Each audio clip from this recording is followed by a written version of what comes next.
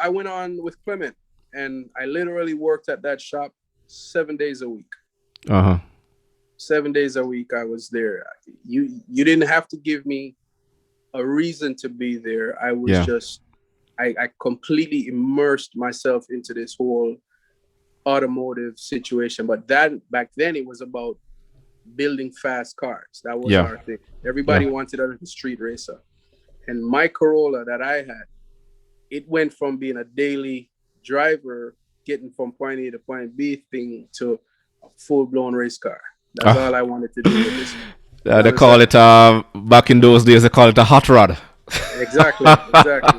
That was my thing.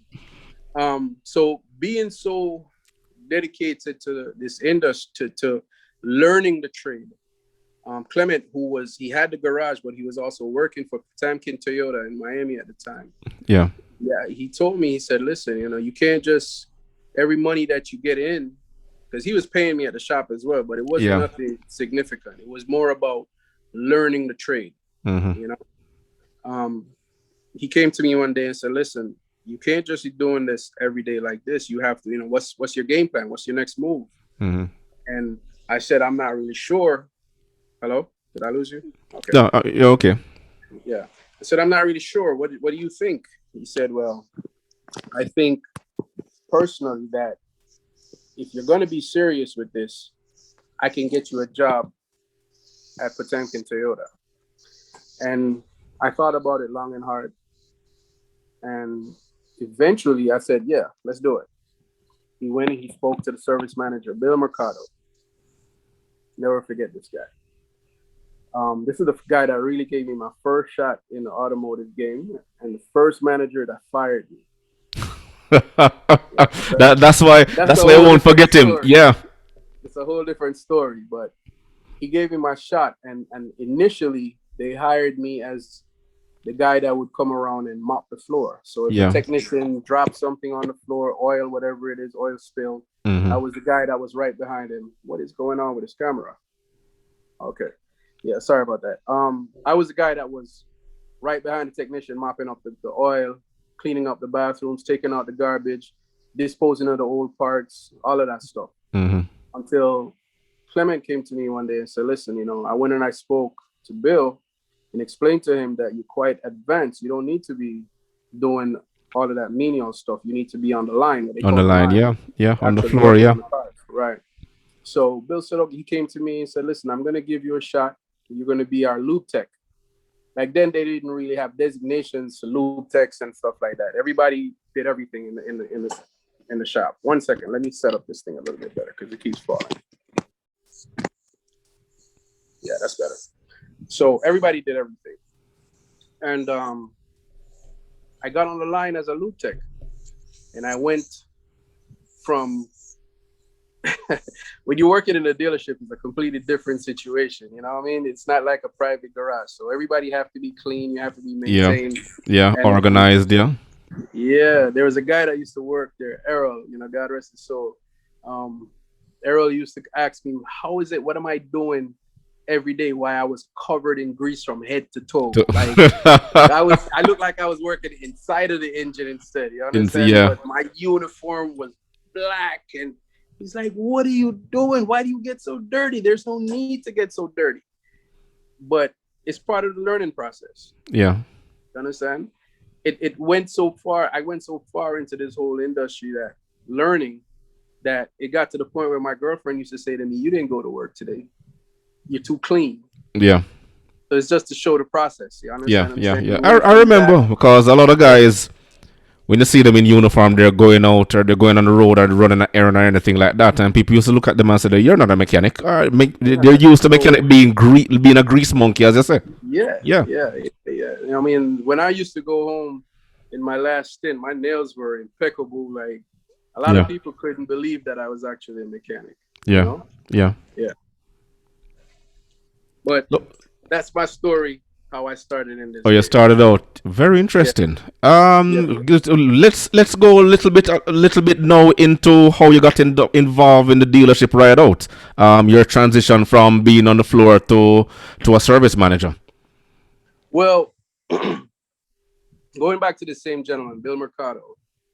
who was a service manager at the time, um, he gave me opportunities, but being young and still trying to decide on my path in life, there's a lot of things that he threw on me at the time that I wasn't ready for.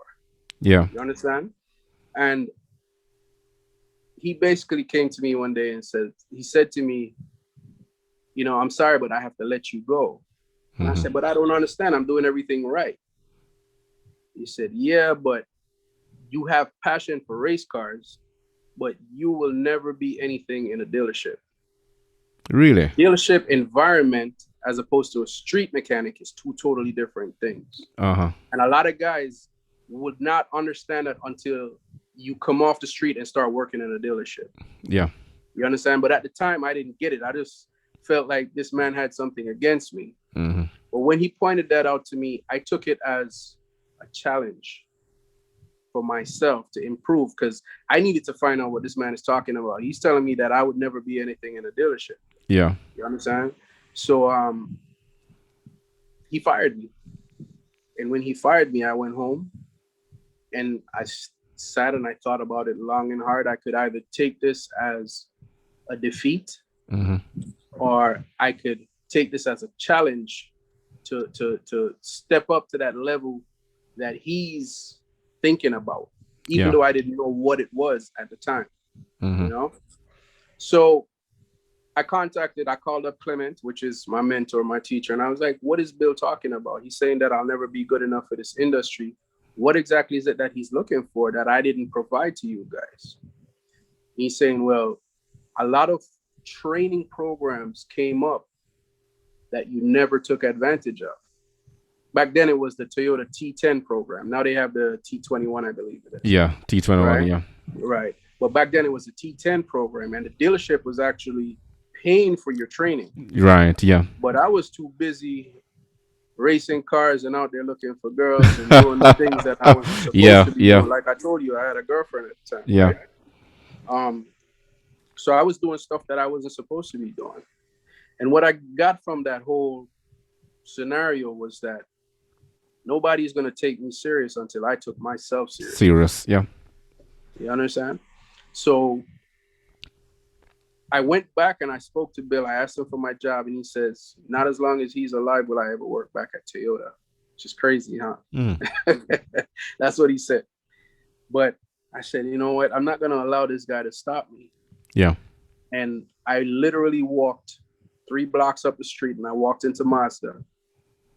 And I explained word for word what took place to the service manager there at the time. His name is Glenn Uni, one of the best service managers, one of the best gentlemen I've ever worked for, bar none. Yeah. And I told him, I said, you know what? He asked me, he said, how much are you looking for in a salary? I told him, I said, back then, $13 and $10 an hour was money. Yeah. You understand? Was making decent money. I told him, I said, I want $15 an hour. His eyes got this big. I said, you stupid? There's no way I'm going to pay you $15 an hour. I said, here's the deal. I want you to give me 3 months. I'm going to work for you 3 months for free. I don't want no pay for 3 months. But at the end of the 3 months, if I'm meeting all of the goals that you asked, Right. if you said I'll set out for me, if I meet all of those goals, you're going to pay me what I asked for. Yeah. And he looked at me, he said, you serious? You willing to do that? I said, yeah. At the end of the day, you're not losing. It's a win-win for the dealership. Yeah. Because, yeah. they're earning off of this technician, blah, blah, blah. Anyway, long story short, he said, legally, we can't do that because we can't have you working here without paying you. Right. But he said, if you hit our targets every month, you have my word. I'll give you your $15 an hour. Okay. And believe me when I tell you, I stayed at that dealership. I was there at 6:45 every morning on the dot. And sometimes I didn't leave there until 10, 11 o'clock at night. At night. Yeah. Make sure I made my hours, my quotas. And the one thing I think that was my driving force that whole time was I needed to go back to Bill Mercado and say, ha ha, Look Yeah. at this. Yeah. He told me that I'll You never were win. motivated. I had fire under my foot. Yeah. You understand? And it's crazy that we're talking about this right now because one of the certifications that I have is my Mazda. I don't know if you can see it, but Yeah. Senior my technician. Mazda Yeah. senior technician plaque that I got from Mazda. That same gentleman, Glenn Uni. I got this plaque 1 year after I got fired from Toyota, From Toyota. Patankin Toyota. Yeah. You understand? And I made sure I took it back down to Toyota and I showed. I said, Bill, I got something to show you. Yeah. And I made sure I showed him this plaque. Yeah. You understand? So if you don't challenge yourself in this game, you'll never win. You know what I'm saying? Yeah. But you have to set goals and challenges. Yeah, You know? definitely. Definitely.